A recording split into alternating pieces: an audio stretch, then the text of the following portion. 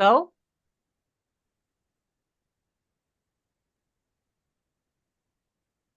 welcome to Your Signal, where we explore the stories, turning points, and defining moments that shape a person's work and purpose, and the signal that moves them to make a difference in the world. Because at every moment, we are guided by signals within us and around us. And when those signals are clear, aligned, and in harmony, we don't just move through life, we step into it with purpose, energy, and the ability to truly amplify our brilliance. Rachel, welcome. It's so good to have you here. Thank you. You have immersed yourself in all things sports and athletics with a remarkable ability to bring together performance, leadership, mental wellness, personal growth in a deeply integrated way. We're looking forward to hearing your perspective, your journey, and the philosophy that guides you in the work you do. But first, we want to hear your signal. What was it in your life, that pivot point that motivated you to do what you're doing? There's so many. So to pinpoint one, I think it's really hard to say. But I would definitely say with where I'm at in my career as an athletic director, I would say being a college coach for 10 years prior to that, it was during COVID, getting cancer and realizing filling everybody else's cup all the time is not always the best venture, no matter how much you're doing so. You have to find something to anchor yourself with. And my identity was always in what I did and not who I was as a person. And so it's fortunate that I got cancer, but it's unfortunate I got cancer because it did change my perspective. And I am 6 years in remission. Um, but I will have to say that's kind of where my education took shape as well. So, So, what you learned during that time was that when you don't take care of yourself, it really impacts you too. And so that then again impacted the people that you were caring for, right? You weren't able to pass it on while you were so struggling with that health challenge. Yes. And so were you studying at that time as well? so I didn't. So I got a I got a bachelor's in college when I was a college athlete in sports management and recreation management. Was going to be a college coach. Basically, it was the easiest way to become a college coach. And then I was very well connected with my college coach in the recruiting realm and getting networking and all of those pieces. And so I had then, right out of college, started my first master's in Christian ministries with leadership. I went to a Christian university and then wanted to continue to keep growing in my faith. And so Hmm. then that's there was like probably 4 or 5 years in between my first master's and my second master's where I just was coaching, loving coaching, but was almost too embedded in everybody else's issues, I guess you could say, or everybody else's things. I would basically be a counselor without the degree. And then during COVID, found, hey, nutrition and exercise really was a precursor to help me heal from my cancer. So that's when I Hmm. started my second master's in exercise science, nutrition, and wellness. So do you ever bring together your faith and your and what you've learned in your Christian studies together with your coaching and with your fitness programs? Yeah, and it's the main key piece of why I do it. It's kind of my purpose. My call is to definitely be what I call a lighthouse. A lot of my mentors have stated I'm a lighthouse, and lighthouses stand alone. And at times with your faith, you're the only one in the room.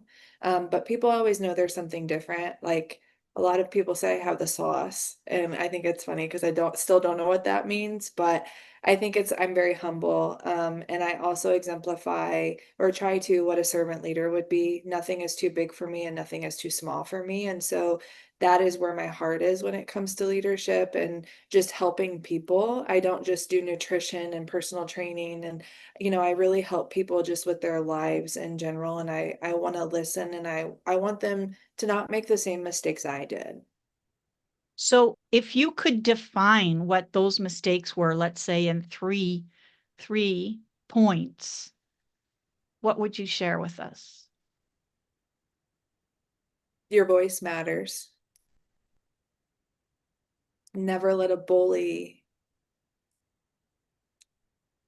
make you do what is not your call. And start now. Don't wait.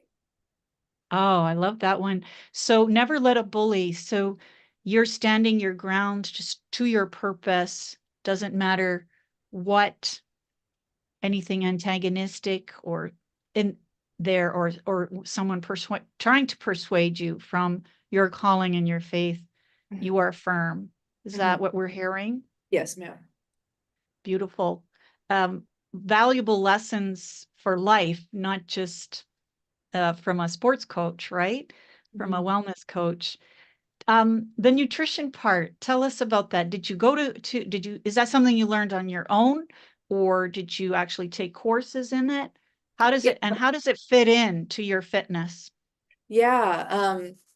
Again, when you get cancer, everything in your life changes. And my mom, she's a 2-year or 2-time cancer survivor. And I really wanted something that impacted not just me, but other people. And so I do know I have a platform. I do all know all of those things. And so I decided to go back and get a second master's. So I am a licensed nutritionist and I do have a certificate in personal training. So I am a certified personal trainer. Um, but I did those things because I knew I needed to learn more about myself. When you go through cancer, your body changes, no matter if you want it to or not. It just does, right? And so you have to figure out what works and what didn't work. What habits did you have that you didn't even know were bad habits? And what were good habits that you had that you didn't even realize that were good habits? And fighting through understanding the stereotypes of what the world has on what health is and genuinely what health is and trying to merge the two was why I did it. I wanted to learn more just for myself, but also for my family, for my mom too. And then for those who have always seen me as somebody who's a strong person, I tend to be told all the time, "You're a strong person. I wonder how you're so strong." And I always point it back to the Lord. So being able to utilize my education and my faith while doing something that's purposeful has really been a huge benefit. And I actually took time away from higher ed and was just full time in personal training and starting my own business and doing nutrition planning for student athletes with mentors and coaches. And it was a great piece, but it didn't fill me all the way. And so it was continue to just seeking and finding what my purpose is. So I'm sure, welcome Giovanna for coming into the room.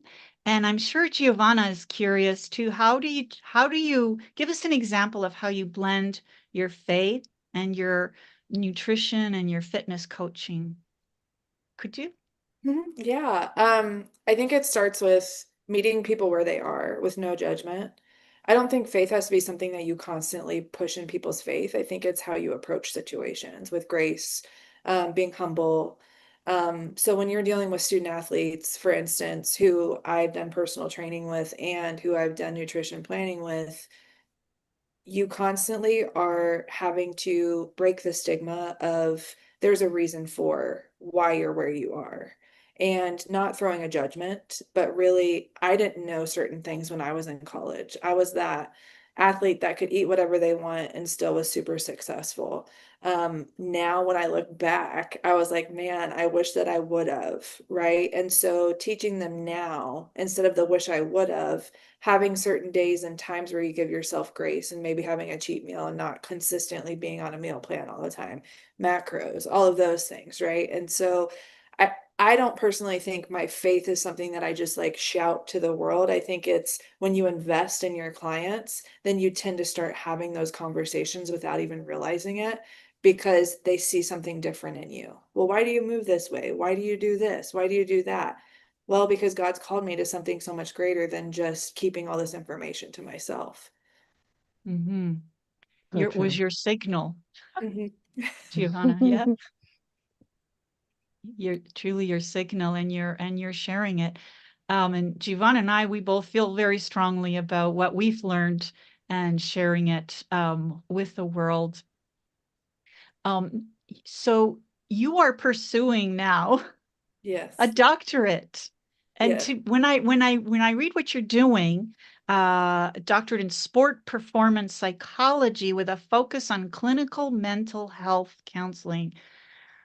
Trying to unwrap that for us, and I'm really curious about the clinical mental health part and fitting that in with performance psychology. Yeah, so it's an integrated program. So I recently got my third master's in September in clinical mental health counseling. Yes, I know. But it was honestly probably my favorite degree that I got because it was the one that grew me and stretched me the most. Mm. And how it works with the sport performance part is you can consult while also having the counseling background. So I always knew that I was a great listener. I always knew that I have a great rapport with people. I know how to invest. I know how to meet people where they are. I'm very cultured. I've lived in 7 states. There's a lot to me in that sense. And so when it came to this degree, I had been through something pretty heavy in my career.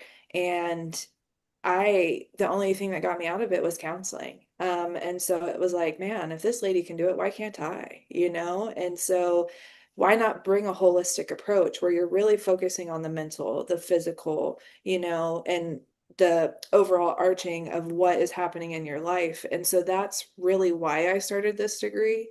The sport performance side, I wish I had a sport performance coach when I was in college. Back in that time, it was just run through a wall and you'll figure it out. And we all know that's not how young kids are today. They really need to talk out their feelings. They need to understand why they're feeling the way that they do. And I think it's an amazing thing that these young people want to understand their mental side. And so it's given me that edge where I was an elite athlete, I was an elite coach, and now I can see it from all the different perspectives. I'm curious. I think Giovanna is too. What was your sport? Women's basketball. Ah, okay, cool, cool. And you like were with a team and one of the star players and Yes. did games all over the country and Yes. And so in my college career, we won 116 games and lost 26. So losing was not really something that I knew. I had a great mentor and a college coach who taught me that sport is a precursor to life, and that when you're going Hmm. through hardships in a sport, guess what? Life is just going to be that much harder. And so do you shy away from the hard things or do you attack them head on, knowing that you've prepared and knowing that you have people in your, he would say, foxhole. And I've had teammates pass away when I was in college with cancer. And so to be at a faith institution where we had chapel 3 times a week and it was instilled in us, like that is when my faith became my own. Yes, I was baptized younger. Yes, I gave my heart to the Lord. But when you really are vested with people and you're doing a sport and you're praying before games and you're praying after games, all of those things have really been a huge piece as to where my life has come.